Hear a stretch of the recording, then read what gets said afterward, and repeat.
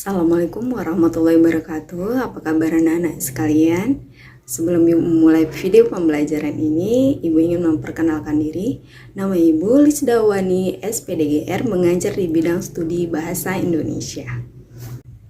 Nah, pada video kali ini Ibu akan membahas tentang teks cerpen atau cerita pendek yang ada di kelas 9 semester ganjil. Fokus pembelajarannya yaitu apa saja unsur-unsur yang membangun karya sastra dalam sebuah cerpen. Selamat menyaksikan.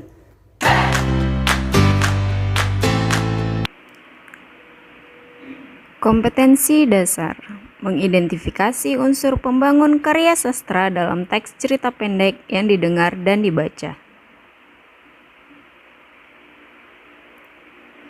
Tujuan pembelajaran: peserta didik dapat mengidentifikasi unsur pembangun karya sastra dalam teks cerita pendek yang didengar dan dibaca.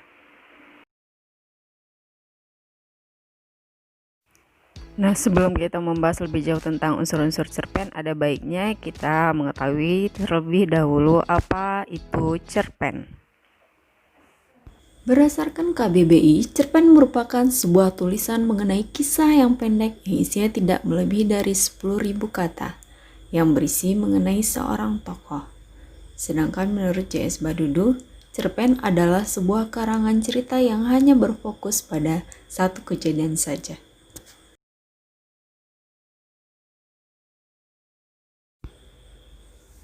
Dari beberapa pendapat para ahli tersebut, dapat kita simpulkan bahwa cerita pendek adalah jenis karya sastra berbentuk prosa dan bersifat fiktif yang menceritakan atau menggambarkan suatu kisah yang dialami oleh suatu tokoh secara ringkas disertai dengan berbagai konflik dan terdapat penyelesaian atau solusi dari masalah yang dihadapi.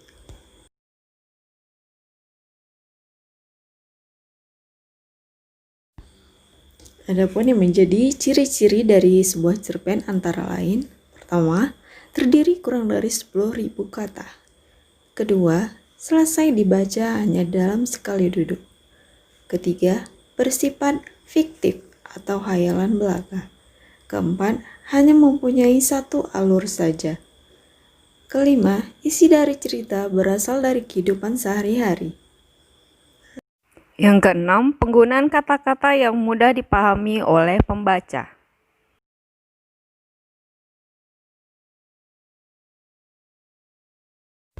Ketujuh, bentuk tulisan yang singkat atau lebih pendek daripada novel. 8. Penokohan dalam cerita pendek sangat sederhana. Yang kesembilan, mengangkat beberapa peristiwa saja dalam hidup. Yang terakhir, kesan dan pesan yang ditinggalkan sangatlah mendalam. Selanjutnya kita akan membahas apa saja unsur pembangun karya sastra dalam sebuah cerpen.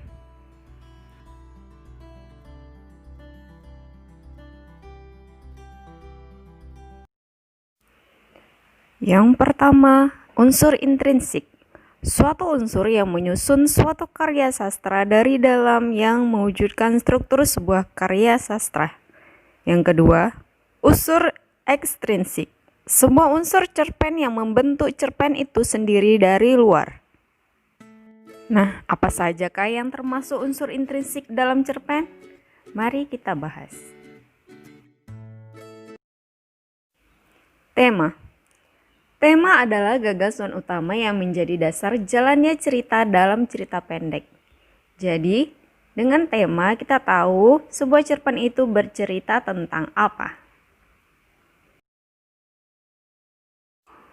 Alur atau plot. Alur merupakan urutan tahapan jalannya sebuah cerita, mulai dari perkenalan, muncul sebuah konflik, lalu klimaks, dan penurunan konflik serta penyelesaiannya.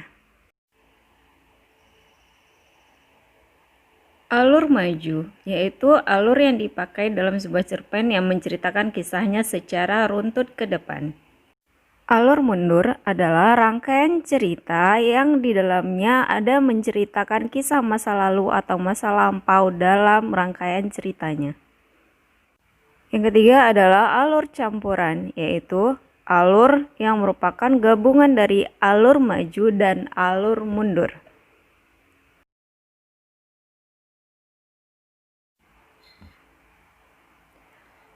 Setting atau latar.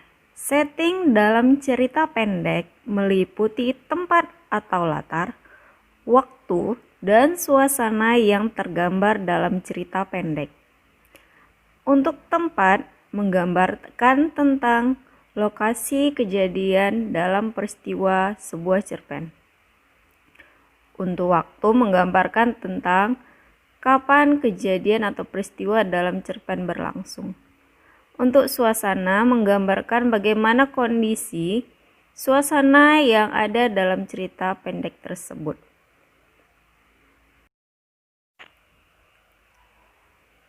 Tokoh. Tokoh merupakan seseorang yang menjadi pelaku atau yang terlibat dalam jalannya cerita. Dalam sebuah cerpen akan ada satu atau beberapa tokoh yang menjadi pemain dalam cerpen tersebut.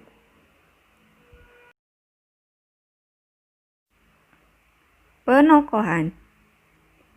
Penokohan adalah sifat dari tokoh yang tercermin dari sikap, perilaku, ucapan, pikiran, dan pandangannya terhadap suatu hal dalam cerita. Penokohan disebut juga dengan karakter yang tergambar dari tokoh-tokoh yang memainkan cerpen. Sudut pandang atau point of view adalah cara pandang yang digambarkan oleh pengarang dalam sebuah peristiwa atau kejadian yang terjadi dalam cerita pendek.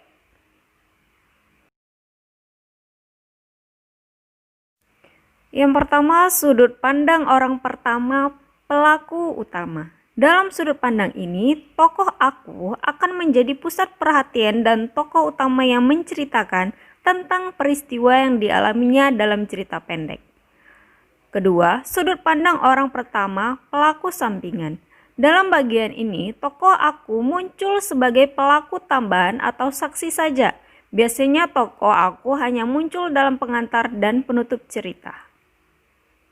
Sudut pandang orang ketiga serba tahu. Sudut pandang ini menceritakan melalui sudut pandang dia. Tapi pengarang atau narator mengetahui segala hal yang berhubungan dengan tokoh dia.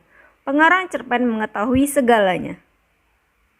Sudut pandang orang ketiga sebagai pengamat. Dalam sudut pandang ini, pengarang hanya menggambarkan apa yang dirasakan, dialami, dilihat, dan dipikir oleh seorang tokoh.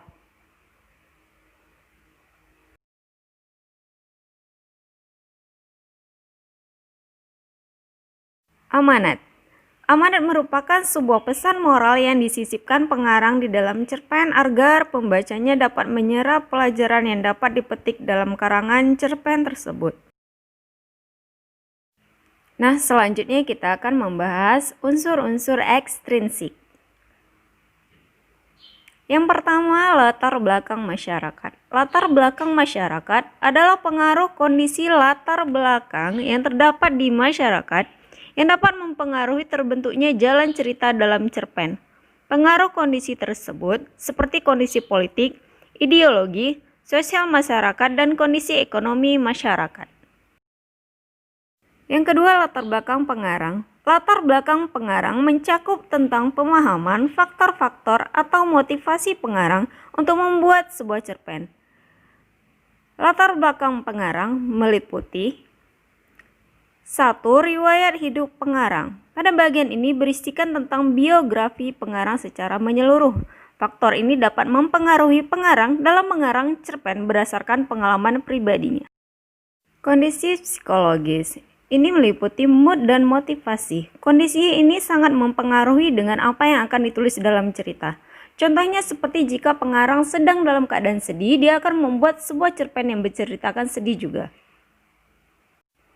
Aliran sastra. Aliran sastra berpengaruh dalam gaya penulisan bahasa yang digunakan pengarang guna menceritakan sebuah cerita dalam cerpen.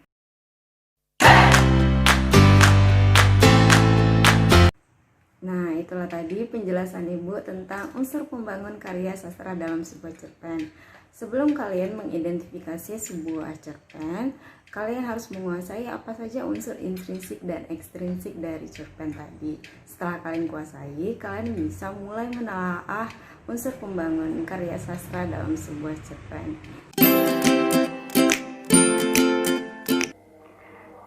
Nah, sekarang kalian bisa mencoba mengidentifikasi sebuah cerpen yang kalian baca di buku paket ataupun yang ada di internet. Kemudian mulailah mengidentifikasi atau menguraikan apa saja unsur intrinsik dan ekstrinsik sesuai cerpen yang kalian baca. Nah, demikian video pembelajaran Ibu kali ini. Semoga yang Ibu sampaikan bermanfaat untuk kalian. Terima kasih. Assalamualaikum warahmatullahi wabarakatuh.